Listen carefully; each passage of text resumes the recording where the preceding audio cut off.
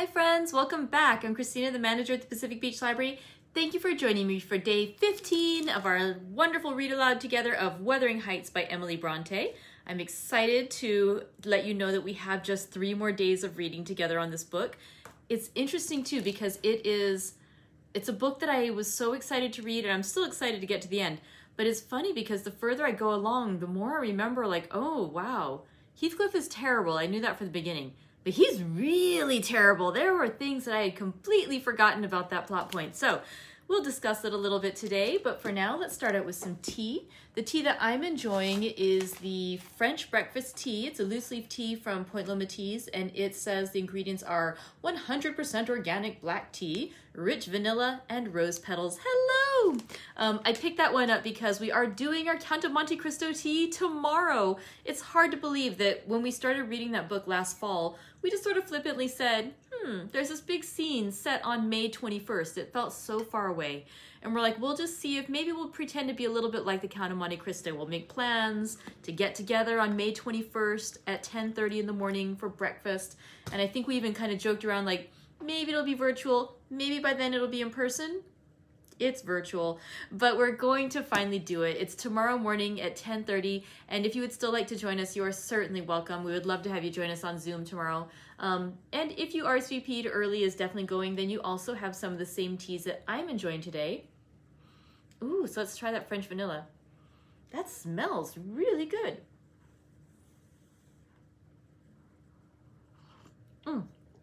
French breakfast, sorry about that.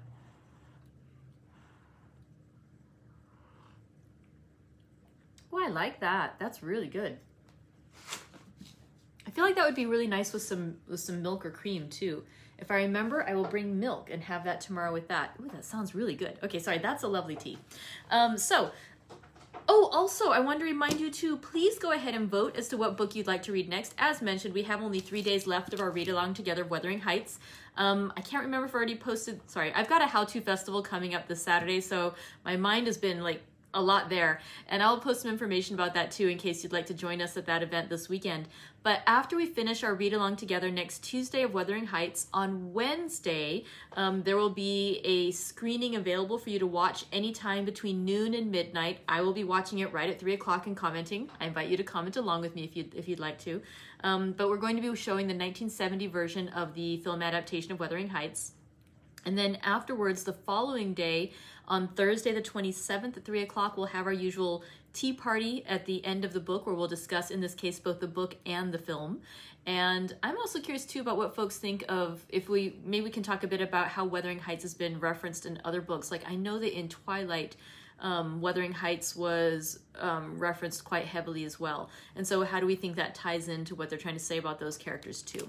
So lots of good stuff about Wuthering Heights. Let's start by talking about what we read yesterday, and then we'll get into today's 3 chapters.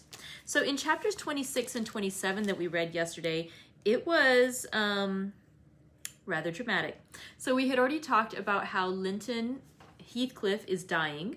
And Edgar Linton is also dying. Everyone's dying.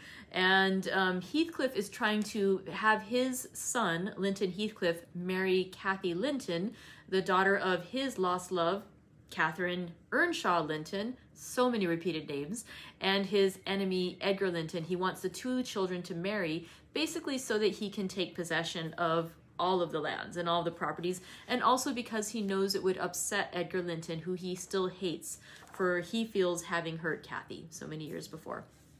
And so when chapter 26 started, we had already established that the 2 men are dying, both the young Linton Heathcliff and the elder Edgar Linton. And what we saw though is that their plans to try to have the 2 young people see each other again were progressing. And so when chapter 26 starts, Edgar has now given permission for his daughter to meet with Linton Heathcliff in the land between their 2 estates. He doesn't want his daughter to go to Wuthering Heights, and Heathcliff doesn't want his son to go to Thrushcross Grange, so they have to meet in the middle.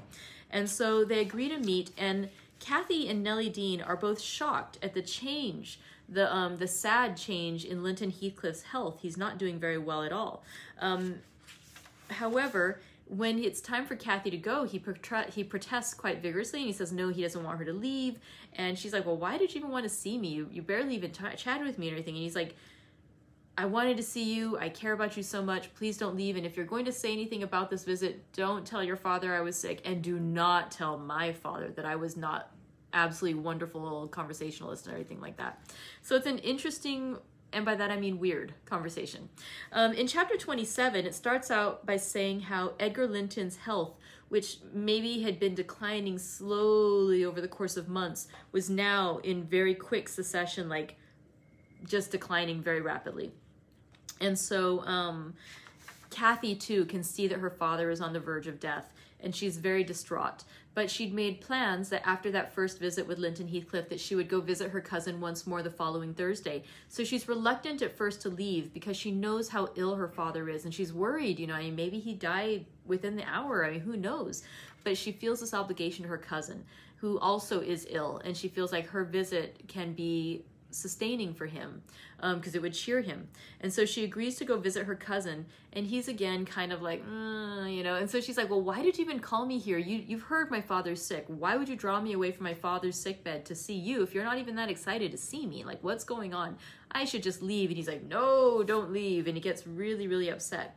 Finally, Heathcliff comes by, and Linton is just stressed out as soon as he sees his father. He's like, deathly afraid. And Heathcliff says, look how afraid my son is of me. I don't know why. It's not like I'm torturing him. He's probably torturing him, right? But, you know, he's just like, I'm not doing anything terrible to him. I don't know why he acts like this. Cathy, won't you give him your arm and see him back to Wuthering Heights? And she's like, oh, no, not me. I'm not allowed to go to Wuthering Heights. He's like, well, then Nellie, you help him. And she's like, oh, no, not me. I'm taking care of Catherine. I'm not leaving her alone. And we're not going to Wuthering Heights. Finally, though, Linton is so distressed that Catherine agrees she will help guide her cousin and take him to Wuthering Heights so that he won't have to touch his own father. And so she helps get him to Wuthering Heights, and when they get in, Heathcliff locks the door behind Nellie and Cathy. And suddenly, once they're back at the house, Linton is a lot more relaxed because he had said, I'm not allowed to go back to the house, not without you. My father has forbidden it. And it's like, okay, kind of weird. So Heathcliff basically says, you know, once they confront him, like, it gets a little vicious. Cathy tries to steal the key from him. She tries to bite him. He then hits her repeatedly over the ears, like he boxes her ears. It's brutal. I mean, he is smacking her around. And then he basically says that his plan is that he's going to lock her there all overnight. Both the women are going to stay that night, and in the morning she'll be, you know, because her reputation will be destroyed, she'll be forced to marry his son, and then you know, his plan will be complete. And she says, look, I don't like this plan, but I love my father so much. If you agree to let me go to see my father again because he's sick and he's distressed and his heart would be breaking if he doesn't know where I am, I will marry him voluntarily. You don't need to do this. You don't need to lock me up. Like, I promise I will marry him. And Nellie's like, hang on now. We have laws in this land. You don't need to be coerced to marry this guy. And she's like, you know, it's like, I will marry him. And I think she's sincere, you know. It's like her cousin. She would have married him anyway, probably. And she's like, look, just let me see my father. It's like, if you want, I'll even marry him right now. I'll marry him within the hour. Just please let me go back to my father. And Heathcliff, being who he is, basically says, you know, now that you've told me that what he would hate the most is not knowing where you are and worrying that something's happened to you, then that makes me the most happy because I hate Edgar Linton. So absolutely, there's no way I'm letting you leave now. You're staying and you're marrying my son. Because Heathcliff is terrible. Just terrible. So it's not good. The chapter pretty much ends with, you know, Nellie being locked in a separate room from Catherine, and Hareton taking Catherine away, and Hareton bringing up some food for Nellie, and basically she says that she remains locked up there. Hareton brings her food each morning for 5 nights and 4 days. She's locked in, seeing nobody but Hareton as her jailer. So that's where we left off. Oh, and I can't remember if I mentioned already, but yeah, if you haven't yet voted as to what we should read next, there are 3 suggestions at present: Sense and Sensibility, Vanity Fair, and Moby Dick. Please feel free to add in other books that you'd like to read, so long as they're published in 1925 or earlier. That means that they're in the public domain and out of copyright, so we can read them without having to worry about paying the publishers anything. So please go ahead and nominate the titles you'd like to read, or if you see something there that you are interested in reading along with, vote for it. Okay, now, on that note, that serious and dramatic bit about where we left off with Nellie jailed and Catherine maybe married, maybe not, who knows? Edgar Linton dead, alive, who knows? Linton Heathcliff dead or alive, who knows? Oh my God, let's find out. Let's be one of the folks who knows. Today we read chapters 28 through 30 in Wuthering Heights by Emily Brontë. Chapter 28. On the 5th morning, or rather afternoon, a different step approached, lighter and shorter, and this time the person entered the room. It was Zillah, donned in her scarlet shawl with a black silk bonnet on her head and a willow basket swung to her arm. "Eh, dear, Mrs. Dean," she exclaimed. "Well, there is a talk about you at Gimmerton. I never thought but you were sunk in the Blackmoor Marsh, and Missy with you, till master told me you'd been found, and he'd lodged you here. What? And you must have got on an island, sure. And how long were you in the hole? Did master save you, Mrs. Dean? But you're not so thin. You've not been so poorly, have you?" "Your master is a true scoundrel," I replied, "but he shall answer for it. He needn't have raised that tale. It shall all be laid bare." "What do you mean?" asked Zillah. "It's not his tale. They tell that in the village, about your being lost in the marsh, and I calls to Earnshaw when I come in. They's queer things, Mr. Hareton, happened since I went off. It's a sad pity of that likely young lass, and can't Nellie Dean."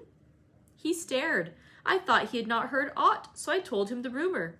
The master listened, and he just smiled to himself and said, "If they had been in the marsh, they are out now, Zillah. Nellie Dean is lodged at this minute in your room. You can tell her to flit when you go up. Here is the key. The bog water got into her head, and she would have run home, quite flighty, but I fixed her, till she came round to her senses. You can bid her go to the Grange at once, if she be able, and carry a message from me, that her young lady will follow in time to attend the squire's funeral." "Mr. Edgar is not dead?" I gasped. "Oh, Zillah! Zillah!" "No, no. Sit you down, my good mistress," she replied. "You're right sickly yet. He's not dead. Dr. Kenneth thinks he may last another day. I met him on the road and asked." Instead of sitting down, I snatched my outdoor things and hastened below, for the way was free. On entering the house, I looked about for someone to give information of Catherine. The place was filled with sunshine, and the door stood wide open, but nobody seemed at hand. As I hesitated whether to go off at once or return and seek my mistress, a slight cough drew my attention to the hearth. Linton lay on the settle, sole tenant, sucking a stick of sugar candy and pursuing my movements with apathetic eyes. "Where is Miss Catherine?" I demanded, sternly, supposing I could frighten him into giving intelligence by catching him thus, alone. He sucked on like an innocent.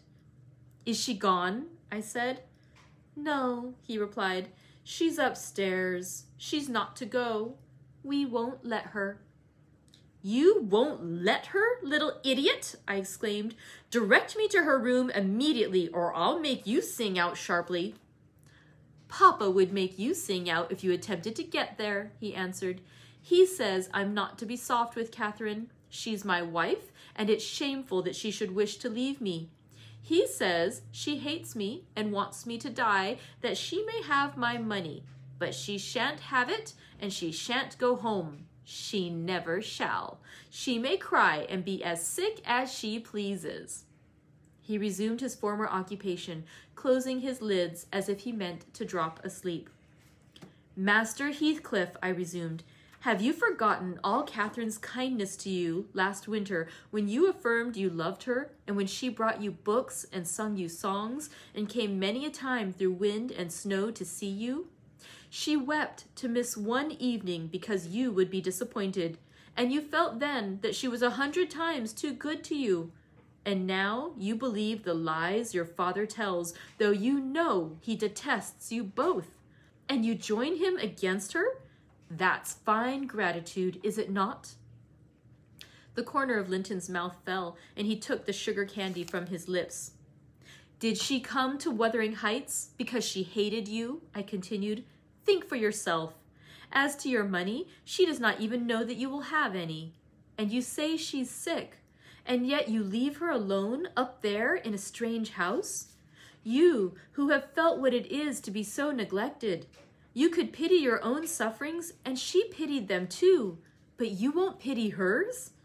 I shed tears, Master Heathcliff, you see, an elderly woman and a servant merely, and you, after pretending such affection and having reason to worship her almost, store up every tear you have for yourself and lie there quite at ease.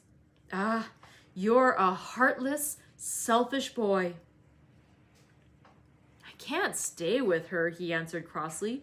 I inquired, perceiving that the wretched creature had no power to sympathize with his cousin's mental tortures. He's in the court, he replied, talking to Dr. Kenneth, who says uncle is dying, truly at last. I'm glad, for I shall be master of the Grange after him, and Catherine always spoke of it as her house. It isn't hers, it's mine. Papa says everything she has is mine. All her nice books are mine. She offered to give me them, and her pretty birds, and her pony Minnie, if I could get the key of our room and let her out. But I told her she had nothing to give. They were all mine. And then she cried and took a little picture from her neck and said I should have that. 2 pictures in a gold case. On one side her mother and on the other uncle when they were young. That was yesterday. I said they were mine too and tried to get them from her. The spiteful thing wouldn't let me. She pushed me off and hurt me. I shrieked out. That frightens her. She heard Papa coming and she broke the hinges and divided the case and gave me her mother's portrait. The other she attempted to hide. But Papa asked what was the matter and I explained it. He took the one I had away and ordered her to resign hers to me. She refused and he struck her down and wrenched it off the chain and crushed it with his foot. And were you pleased to see her struck? I asked, having my designs and encouraging his talk. I winked, he answered. I wink to see my father strike a dog or a horse. He does it so hard. Yet I was glad at first. She deserved punishing for pushing me. But when Papa was gone, she made me come to the window and showed me her cheek cut on the inside against her teeth and her mouth filling with blood. And then she gathered up the bits of the picture and went and sat down with her face to the wall, and she has never spoken to me since. And I sometimes think she can't speak for pain. I don't like to think so, but she's a naughty thing for crying continually, and she looks so pale and wild, I'm afraid of her. And you can get the key if you choose, I said. Yes, when I am upstairs, he answered, but I can't walk upstairs now. In what apartment is it? I asked. Oh, he cried, I shan't tell you where it is.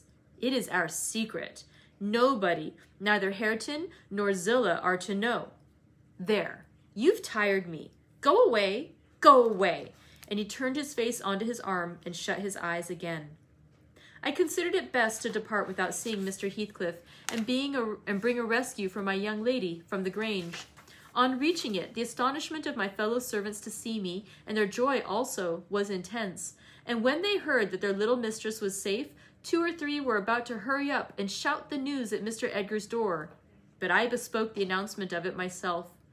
How changed I found him, even in those few days. He lay an image of sadness and resignation, waiting his death. Very young he looked, though his actual age was 39. One would have called him 10 years younger at least. He thought of Catherine, for he murmured her name. I touched his hand and spoke. Catherine is coming, dear master, I whispered. She is alive and well, and will be here, I hope, tonight. I trembled at the first effects of this intelligence. He half rose up, looked eagerly round the apartment, and then sunk back in a swoon. As soon as he recovered, I related our compulsory visit and detention at the Heights. I said Heathcliff forced me to go in, which was not quite true. I uttered as little as possible against Linton, nor did I describe all his father's brutal conduct, my intentions being to add no bitterness, if I could help it, to his already overflowing cup. He divined that one of his enemy's purposes was to secure the personal property, as well as the estate, to his son, or rather himself. Yet why he did not wait till his decease was a puzzle to my master, because ignorant how nearly he and the nephew would quit the world together. However, he felt that his will had better be altered. Instead of leaving Catherine's fortune at her own disposal, he determined to put it in the hands of trustees, for her use during life, and for her children, if she had any, after her. By that means, it could not fall to Mr. Heathcliff, should Linton die. Having received his orders, I dispatched a man to fetch the attorney, and 4 more, provided with serviceable weapons, to demand my young lady of her jailer. Both parties were delayed very late. The single servant returned first. He said Mr. Green, the lawyer, was out when he arrived at his house, and he had to wait 2 hours for his re-entrance. And then Mr. Green told him he had a little business in the village that must be done, but he would be at Thrushcross Grange before morning. The 4 men came back unaccompanied also. They brought word that Catherine was ill, too ill to quit her room, and Heathcliff would not suffer them to see her. I scolded the stupid fellows well for listening to that tale, which I would not carry to my master, resolving to take a whole bevy up to the Heights at daylight and storm it, literally, unless the prisoner were quietly surrendered to us. Her father shall see her, I vowed, and vowed again, if that devil be killed on his own doorstones in trying to prevent it. Happily, I was spared the journey and the trouble. I had gone downstairs at 3 o'clock to fetch a jug of water, and was passing through the hall with it in my hand, when a sharp knock at the front door made me jump. "Oh, it is Green," I said, recollecting myself. "Only Green," and I went on, intending to send somebody else to open it, but the knock was repeated, not loud, and still importunately. I put the jug on the banister and hastened to admit him myself. The harvest moon shone clear outside. It was not the attorney. My own sweet little mistress sprung on my neck, sobbing, "Ellen, Ellen, is Papa alive?" "Yes," I cried. "Yes, my angel, he is. God be thanked, you are safe with us again." She wanted to run, breathless as she was, upstairs to Mr. Linton's room, but I compelled her to sit down on a chair and make her drink, and washed her pale face, chafing it into a faint color with my apron. Then I said I must go first and tell of her arrival, imploring her to say she should be happy with young Heathcliff. She stared, but soon comprehending why I counseled her to utter the falsehood, she assured me she would not complain. I couldn't abide to be present at their meeting. I stood outside the chamber door a quarter of an hour, and hardly ventured near the bed then. All was composed, however. Catherine's despair was as silent as her father's joy. She supported him calmly in appearance, and he fixed on her features his raised eyes that seemed dilating with ecstasy. He died blissfully, Mr. Lockwood. He died so.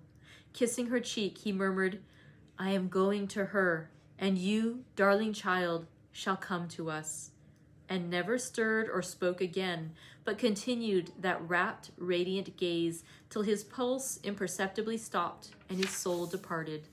None could have noticed the exact minute of his death. It was so entirely without a struggle. Whether Catherine had spent her tears, or whether the grief were too weighty to let them flow, she sat there dry-eyed till the sun rose. She sat till noon, and would still have remained, brooding over that deathbed, but I insisted on her coming away and taking some repose. It was well I succeeded in removing her, for at dinner time appeared the lawyer, having called at Wuthering Heights to get his instructions how to behave. He had sold himself to Mr. Heathcliff, and that was the cause of his delay in obeying my master's summons. Fortunately, no thought of worldly affairs crossed the latter's mind to disturb him after his daughter's arrival. Mr. Green took upon himself to order everything and everybody about the place. He gave all the servants but me notice to quit. He would have carried his delegated authority to the point of insisting that Edgar Linton should not be buried beside his wife, but in the chapel with his family. There was the will, however, to hinder that, and my loud protestations against any infringement of its directions. The funeral was hurried over. Catherine, Mrs. Linton Heathcliff now, was suffered to stay at the Grange till her father's corpse had quitted it. She told me that her anguish had at last spurred Linton to incur the risk of liberating her. She heard the men I sent disputing at the door, and she gathered the sense of Heathcliff's answer. It drove her desperate. Linton, who had been conveyed up to the little parlor soon after I left, was terrified into fetching the key before his father reascended. He had the cunning to unlock and relock the door without shutting it, and when he should have gone to bed, he begged to sleep with Hareton, and his petition was granted for once. Catherine stole out before break of day. She dare not try the doors, lest the dog should raise an alarm. She visited the empty chambers and examined their windows, and luckily, lighting on her mother's, she got easily out of its lattice and onto the ground by means of the fir tree close by. Her accomplice suffered for his share in the escape, notwithstanding his timid contrivances.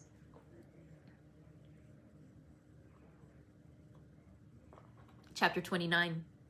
The evening after the funeral, my young lady and I were seated in the library, now musing mournfully, one of us despairingly, on our loss, now venturing conjectures as to the gloomy future. We had just agreed the best destiny which could await Catherine would be a permission to continue resident at the Grange, at least during Linton's life, he being allowed to join her there, and I to remain as housekeeper. That seemed rather too favorable an arrangement to be hoped for, and yet I did hope, and began to cheer up under the prospect of retaining my home and my employment, and above all, my beloved young mistress, when a servant, one of the discarded ones, not yet departed, rushed hastily in and said, that devil Heathcliff was coming through the court. Should he fasten the door in his face? If we had been mad enough to order that proceeding, we had not time. He made no ceremony of knocking or announcing his name. He was master, and availed himself of the master's privilege to walk straight in without saying a word. The sound of our informant's voice directed him to the library. He entered, and motioning him out, shut the door. It was the same room into which he had been ushered as a guest 18 years before. The same moon shone through the window, and the same autumn landscape lay outside. We had not yet lighted a candle, but all the apartment was visible, even to the portraits on the wall, the splendid head of Mrs. Linton and the graceful one of her husband. Heathcliff advanced to the hearth. Time had little altered his person either.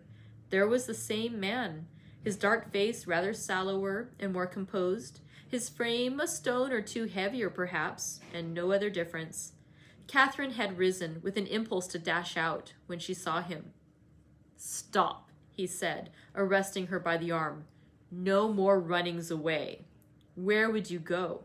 I'm come to fetch you home, and I hope you'll be a dutiful daughter and not encourage my son to further disobedience." I was embarrassed how to punish him when I discovered his part in the business. He's such a cobweb, a pinch would annihilate him. But you'll see by his look that he has received his due. I brought him down one evening, the day before yesterday, and just set him in a chair, and never touched him afterwards. I sent Hareton out, and we had the room to ourselves. In 2 hours, I called Joseph to carry him up again, and since then, my presence is as potent on his nerves as a ghost, and I fancy he sees me often, though I am not near. Hareton says he wakes and shrieks in the night by the hour together, and calls you to protect him from me, and whether you like your precious mate or not, you must come. He's your concern now. I yield all my interest in him to you. Why not let Catherine continue here, I pleaded, and send Master Linton to her? As you hate them both, you'd not miss them. They can only be a daily plague to your unnatural heart. I'm seeking a tenant for the Grange, he answered, and I want my children about me, to be sure. Besides, that lass owes me her services for her bread. I'm not going to nurture her in luxury and idleness after Linton is gone. Make haste and get ready now, and don't oblige me to compel you. I shall, said Catherine. Linton is all I have to love in the world, and, though you have done what you could to make him hateful to me, and me to him, you cannot make us hate each other, and I defy you to hurt him when I am by, and I defy you to frighten me. You are a boastful champion, replied Heathcliff, but I don't like you well enough to hurt him. You shall get the full benefit of the torment as long as it lasts. It is not I who will make him hateful to you. It is his own sweet spirit. He's as bitter as gall at your desertion and its consequences.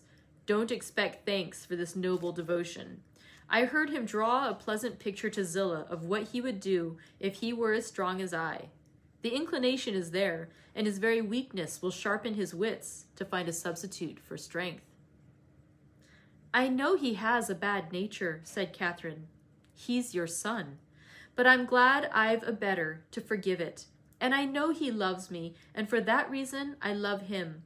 Mr. Heathcliff, you have nobody to love you, and however miserable you make us, we shall still have the revenge of thinking that your cruelty arises from your greater misery. You are miserable, are you not? Lonely like the devil, and envious like him? Nobody loves you. Nobody will cry for you when you die. I wouldn't be you. Catherine spoke with a kind of dreary triumph. She seemed to have made up her mind to enter into the spirit of her future family and draw pleasure from the griefs of her enemies. You shall be sorry to be yourself presently, said her father-in-law, if you stand there another minute. Begone, witch, and get your things. She scornfully withdrew. In her absence, I began to beg for Zillah's place at the Heights, offering to resign mine to her, but he would suffer it on no account. He bid me be silent, and then, for the first time, allowed himself a glimpse round the room. Allowed himself a glance round the room and a look at the pictures. Having studied Mrs. Linton, he said, "I shall have that home. Not because I need it, but..." He turned abruptly to the fire and continued with what, for lack of a better word, I must call a smile.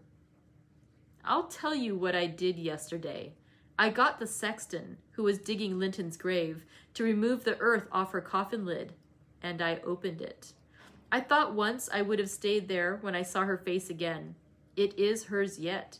He had hard work to stir me, but he said it would change if the air blew on it, and so I struck one side of the coffin loose and covered it up.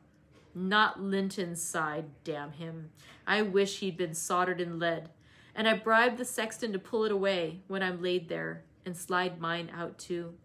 I'll have it made so, and then, by the time Linton gets to us, he'll not know which is which." "You were very wicked, Mr. Heathcliff," I exclaimed. "Were you not ashamed to disturb the dead?" "I disturbed nobody, Nellie," he replied, "and I gave some ease to myself. I shall be a great deal more comfortable now, and you'll have a better chance of keeping me underground when I get there. Disturbed her? No. She has disturbed me night and day through 18 years, incessantly, remorselessly, till yesternight. And yesternight I was tranquil. I dreamt I was sleeping the last sleep by that sleeper, with my heart stopped and my cheek frozen against hers." "And if she had been dissolved into earth, or worse, what would you have dreamt of then?" I said. "Of dissolving with her, and being more happy still," he answered. "Do you suppose I dread any change of that sort? I expected such a transformation on raising the lid, but I'm better pleased that it should not commence till I share it.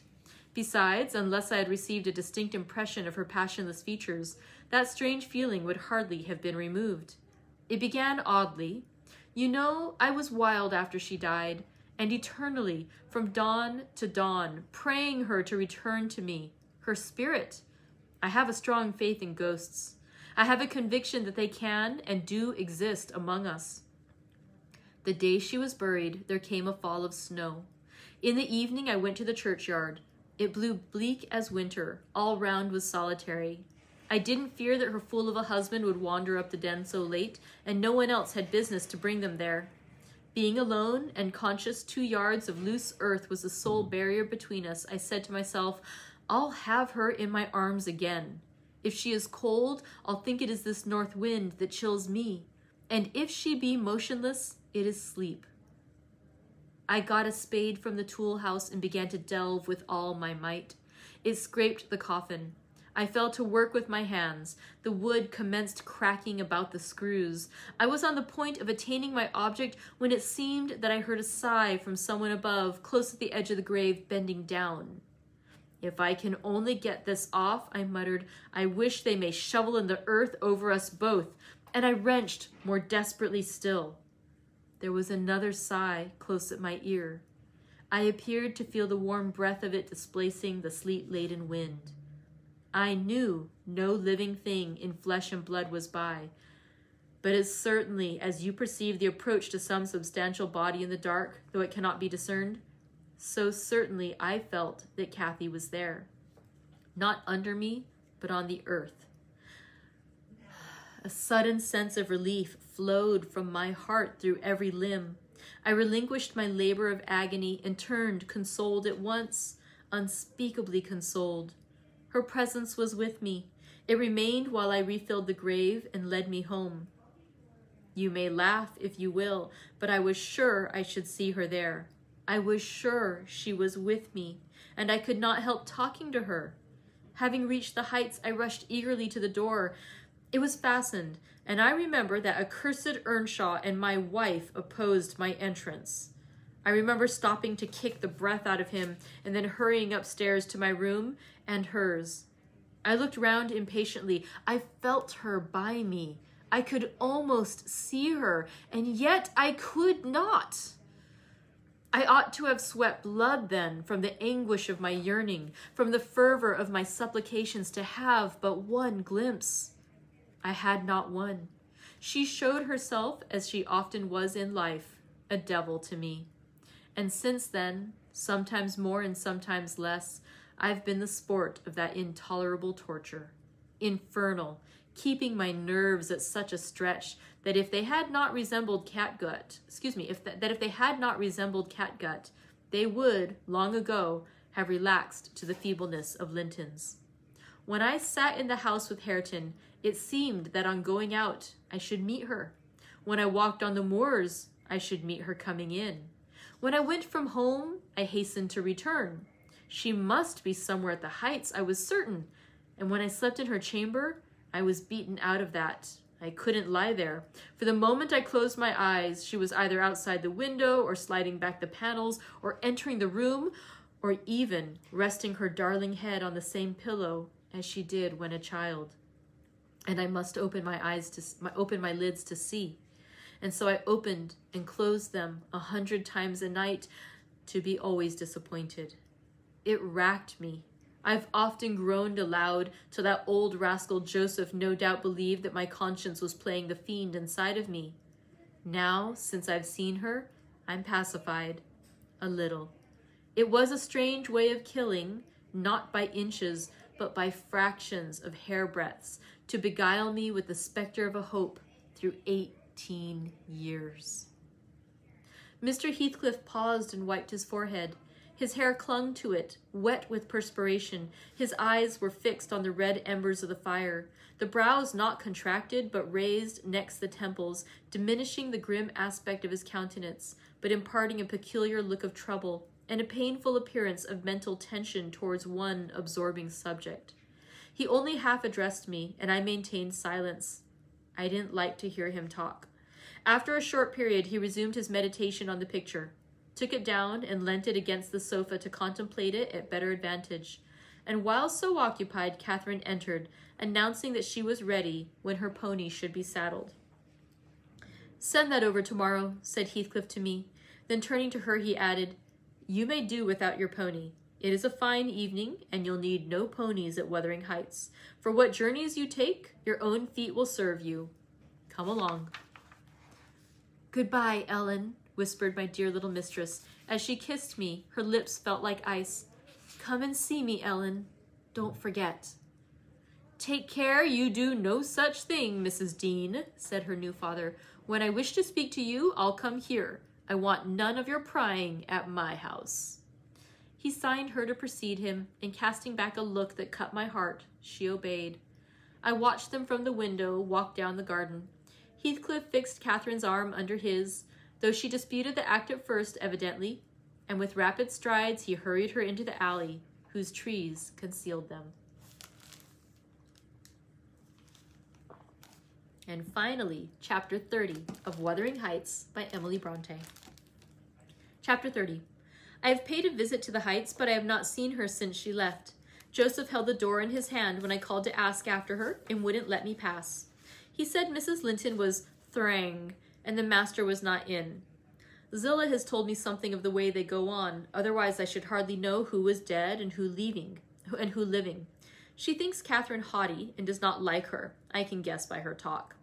My young lady asked some aid of her when she first came, but Mr. Heathcliff told her to follow her own business and let his daughter-in-law look after herself, and Zillah willingly acquiesced, being a narrow-minded, selfish woman. Catherine evinced a child's annoyance at this neglect, repaid it with contempt, and thus enlisted my informant among her enemies as securely as if she had done her some great wrong. I had a long talk with Zillah about 6 weeks ago, a little before you came one day, when we foregathered on the moor, and this is what she told me.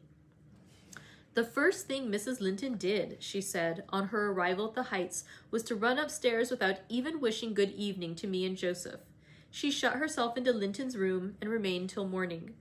Then, while the master and Earnshaw were at breakfast, she entered the house and asked all in a quiver if the doctor might be sent for. Her cousin was very ill. "We know that," answered Heathcliff, "but his life is not worth a farthing, and I won't spend a farthing on him." "But I cannot tell how to do," she said, "and if nobody will help me, he'll die." "Walk out of the room," cried the master, "and let me never hear a word more about him. None here care what becomes of him. If you do, act the nurse. If you do not, lock him up and leave him." Then she began to bother me, and I said I'd had enough plague with the tiresome thing. We each had our tasks, and hers was to wait on Linton. Mr. Heathcliff bid me leave that labor to her. How they managed together, I can't tell. I fancy he fretted a great deal, and moaned himself night and day, and she had precious little rest, one could guess by her white face and heavy eyes. She sometimes came into the kitchen all wildered like, and looked as if she would fain beg assistance. But I was not going to disobey the master. I never dare disobey him, Mrs. Dean. And though I thought it wrong that Kenneth should not be sent for, it was no concern of mine, either to advise or complain, and I always refused to meddle. Once or twice, after we had gone to bed, I've happened to open my door again and seen her sitting crying on the stairs top, and then I've shut myself in quick for fear of being moved to interference. I did pity her then, I'm sure. Still, I didn't want to lose my place, you know. At last, one night, she came boldly into my chamber and frightened me out of my wits by saying, "Tell Mr. Heathcliff that his son is dying. I'm sure he is this time. Get up instantly and tell him." Having uttered this speech, she vanished again. I lay a quarter of an hour listening and trembling. Nothing stirred. The house was quiet. "She's mistaken," I said to myself. "He's got over it. I needn't disturb them." And I began to doze. But my sleep was marred a second time by a sharp ringing of the bell, the only bell we have, put up on purpose for Linton, and the master called me to see what was the matter and inform him that he wouldn't have that noise repeated. I delivered Catherine's message. He cursed to himself, and in a few minutes came out with a lighted candle and proceeded to their room. I followed. Mrs. Heathcliff was seated by the bedside with her hands folded on her knees. Her father-in-law went up, held the light to Linton's face, looked at him, and touched him. Afterwards he turned to her. "Now, Catherine," he said, "how do you feel?" She was dumb. "How do you feel, Catherine?" he repeated. "He's safe, and I'm free," she answered. "I should feel well, but," she continued with a bitterness she couldn't conceal, "you have left me so long to struggle against death, alone, that I feel and see only death. I feel like death." And she looked like it too. I gave her a little wine. Hareton and Joseph, who had been wakened by the ringing and the sound of feet and heard our talk from outside, now entered. Joseph was fain, I believe, of the lad's removal. Hareton seemed a thought bothered, though he was more taken up with staring at Catherine than thinking of Linton. But the master bid him get off to bed again. We didn't want his help.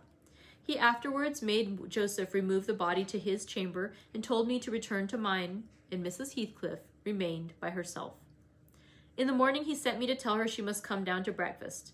She had undressed and appeared going to sleep, and said she was ill, at which I hardly wondered. I informed Mr. Heathcliff, and he replied, "Well, let her be till after the funeral, and we go up now and then to get her what is needed. And go up now and then to get her what is needed, and as soon as she seems better, tell me."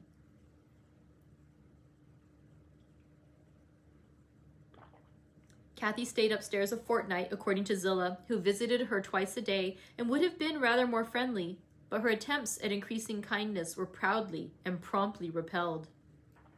Heathcliff went up at once to show her Linton's will.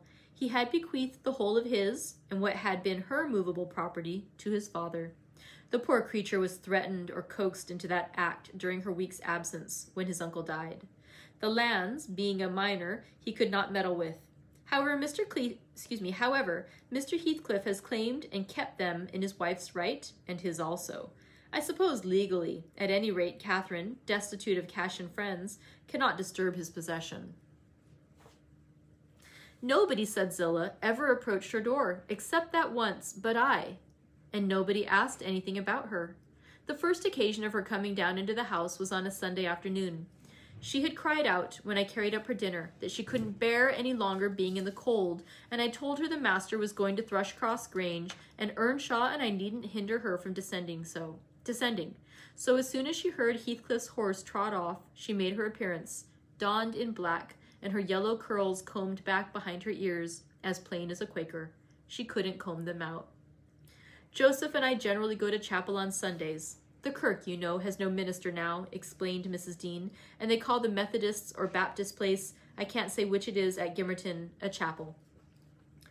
Joseph had gone, she continued, but I thought proper to bide at home. Young folks are always the better for an elder's overlooking, and Hareton, with all his bashfulness, isn't a model of nice behavior. I let him know that his cousin would very likely sit with us, and she had been always used to see the Sabbath respected, so he had as good leave his guns and bits of indoor work alone while she stayed. He colored up at the news and cast his eyes over his hands and clothes. The train oil and gunpowder were shoved out of sight in a minute. I saw he meant to give her his company, and I guessed, by his way, he wanted to be presentable. So, laughing, as I durst not laugh when the master is by, I offered to help him, if he would, and joked at his confusion.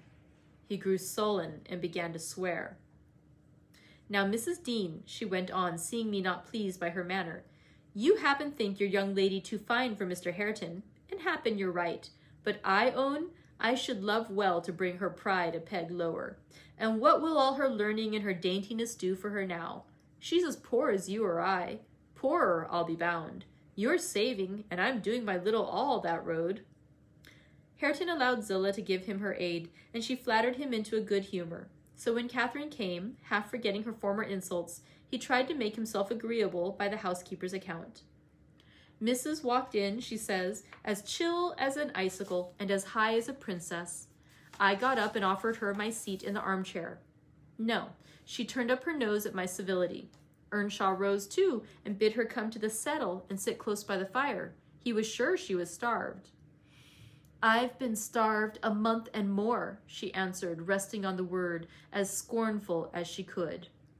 And she got a chair for herself and placed it at a distance from both of us. Having sat till she was warm, she began to look round and discovered a number of books in the dresser. She was instantly upon her feet again, stretching to reach them, but they were too high up. Her cousin, after watching her endeavors for a while, at last summoned courage to help her. She held her frock, and he filled it with the first that came to hand.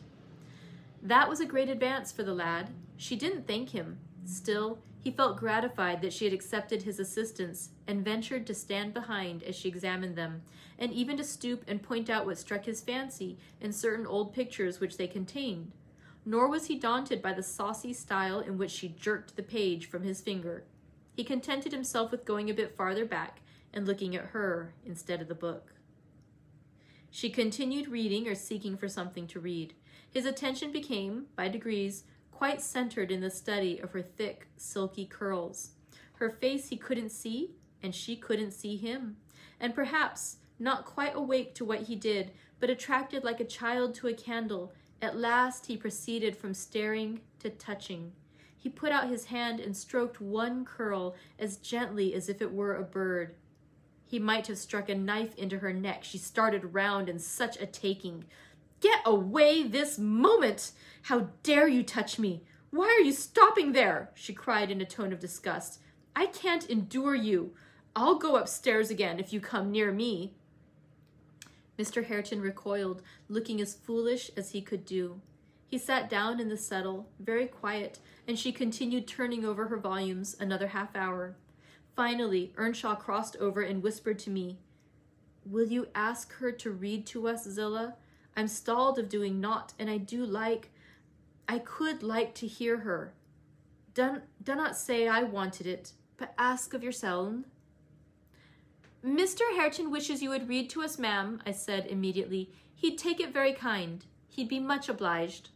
She frowned and looked up, and looking up answered, "Mr. Hareton and the whole set of you will be good enough to understand that I reject any pretense at kindness you have the hypocrisy to offer. I despise you and will have nothing to say to any of you. When I would have given my life for one kind word, even to see one of your faces, you all kept off. But I won't complain to you. I'm driven down here by the cold, not either to amuse you or enjoy your society." "What could I have done?" began Earnshaw. "How was I to blame?" "Oh, you are an exception," answered Mrs. Heathcliff. "I never missed such a concern as you." But I offered more than once and asked," he said, kindling up at her pertness. "I asked Mr. Heathcliff to let me wake for you." "Be silent. I'll go out of doors or anywhere rather than have your disagreeable voice in my ear," said my lady. Hareton muttered she might go to hell for him, and unslinging his gun, restrained himself from his Sunday occupations no longer. He talked now, freely enough, and she presently saw fit to retreat to her solitude. But the frost had set in, and in spite of her pride, she was forced to condescend to our company more and more. However, I took care there should be no further scorning at my good nature. Ever since, I've been as stiff as herself, and she has no lover or liker among us, and she does not deserve one.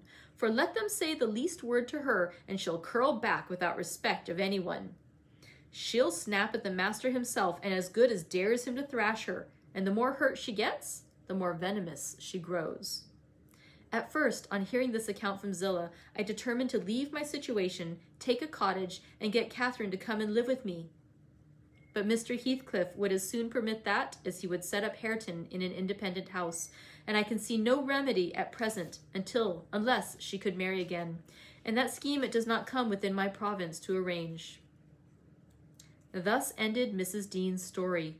Notwithstanding the doctor's prophecy, I am rapidly recovering strength, and though it be only the second week in January, I propose getting out on horseback in a day or two and riding over to Wuthering Heights to inform my landlord that I shall spend the next 6 months in London, and if he likes, he may look out for another tenant to take the place after October.